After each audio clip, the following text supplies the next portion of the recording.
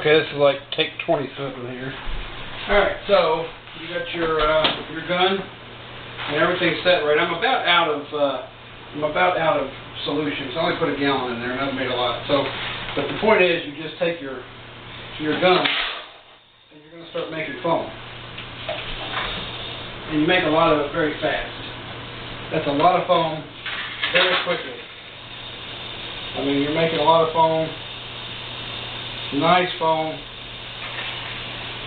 and when you're done, you just pull the trigger off and you're finished. And you're going to drip out a little bit, and you just put your gun right there and you're done. I'm going to start out again. You just come straight again. Yeah, I'm out of solution. But let's weigh this, see what we end up with, and see if we're pretty close to our weight that we want to be. We're at 89, so could be a little bit more.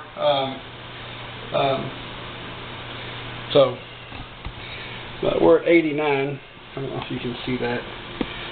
So we're at 89. So it could be just a little bit more in there, a little bit more solution. I could also be running a little bit low. So, but either way, you can see the consistency of what you get. That is really, really nice foam right there. I'm going to leave this in the bucket, see how long it actually lasts. But that's really nice foam. I'm pretty sure that's really actually probably the right consistency. But it's not hard. So all you have to do is just come over here, and you just add just a little bit to your solution, and that's about it. So I would say I'm going to run this at 40, and I'm going to probably not change this very much, add just a little bit more solution, and I think that'll do it. I think I've got the right ratio right there. And like I said, you take your gun and you start again. You're out of solution. So anyway, and then like I said, you take your air hose off and you're done. So you could have this in your garage and just have this air hose long, and you could be well away from this, or even secure this to a wall or secure it to something. You don't have to have everything tethered right to you, and you could run a 100-foot air hose out and do it in the middle of a field, and there's no electric, obviously. So I really like this. There's a little bit more tweaking, and I might even do something more with the valves, get a little bit more fine adjustment. But all in all, it works out good. I've made a lot of foam, and I'm just going to sit here and see how long this foam actually lasts. But I do know this thing will actually spray out almost pure liquid.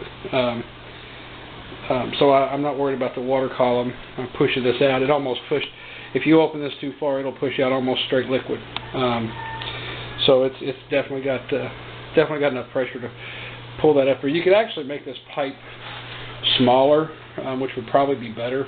It doesn't need to be ½ inch. It could probably be even ½ inch. Probably the smaller would be better, and then you get a smaller valve right here. And I think that might be better. But this is just everything's a work in progress, and that's the failures and the successes are what we're here for. But this works like it is. It just takes a little tweaking, but I think I've got it just exactly where I want it. And if I make the same ratio of Drexel and water every time, this should really never have to be changed. My air pressure is not going to change. It's regulated into here. I've got 120 pounds out from my compressor. So at 40 psi, even running that long of a hose, I'm not going to lose pressure in this vessel. It's going to recover fast enough. And because this is always going to be 40, my mixture is always going to be the same. These theoretically should never have to be changed once you get your ratio right. And like I said, I'm at it doesn't show anymore, but that's a very good consistency. that foam is a really good consistency. So we will we'll see. I'm going to let this sit here. I just want to see how long this is going to stay here. And I'm going to try to make this video. I got a lot of editing because it was like 4 different videos in one. But that was 30 milliliters of Drexel to 1 gallon of water. And it made quite a bit of foam. That was 1 gallon. So I can make 5 times that much with this unit right here. 5 times what I've made. So that's about 30 gallons of 30 or, well, it was, no, because I was running a lot of liquid at one time. So I would say I would get probably 10 gallon bucket, maybe 15 out of the Drexel.